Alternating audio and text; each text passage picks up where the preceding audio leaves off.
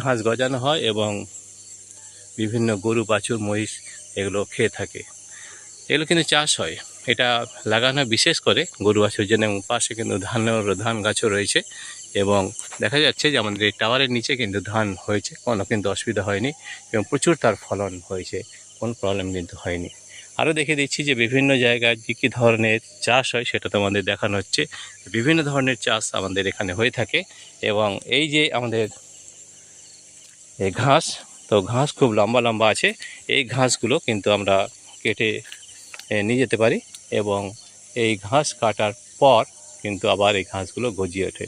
তো তোমরা দেখতে পাচ্ছ যে আমরা খুব সুন্দরভাবে এই ঘাস লাগানো হয়েছে এবং খুব লম্বা, তো এই ঘাসগুলো তাহলে দেখতে পাচ্ছ যে আমাদের খুব সুন্দরভাবে এই সব লাগানো হয়েছে। আর এই যে দেখতে পাচ্ছ গাছ রয়েছে, প্রচুর গাছ রয়েছে, এই মনোরম এক পরিবেশ, এই পরিবেশটা খুব সুন্দর এবং এখানে সব কিছু দেখতে হবে, সব ধরনের চাষও হয়ে থাকে।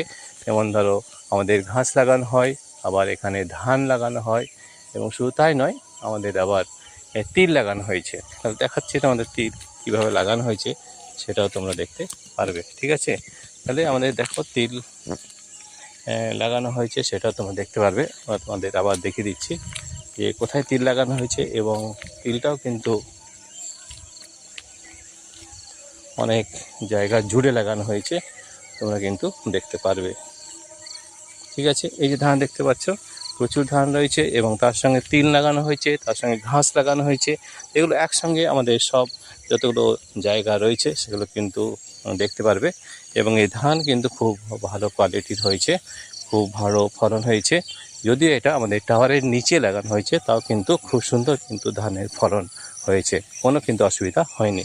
কিন্তু সাধারণত দেখা যায় যে এই ধান গাছ যদি টাওয়ার থাকে তাহলে হতে চায় না, কিন্তু আমরা দেখতে পাচ্ছি যে খুব সুন্দরভাবে এই টাওয়ারের মধ্যেও কিন্তু হয়েছে। এবং দেখতে পাচ্ছ যে আমাদের এই এখানে তিল লাগানো হয়েছে, বিভিন্ন ধরনের তিল লাগানো আছে। তিলটাও কিন্তু আমাদের অনেক হয়েছে এবং তার ফলনে কিন্তু খুব ভালো হয়েছে, ঠিক আছে? এটা তোমরা দেখতে পারবে।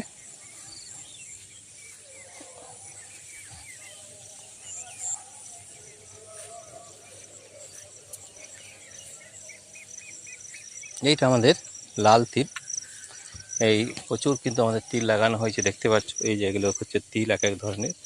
এই তিল হচ্ছে আমাদের লাল তিল, এই তিলটা হচ্ছে লাল তিল।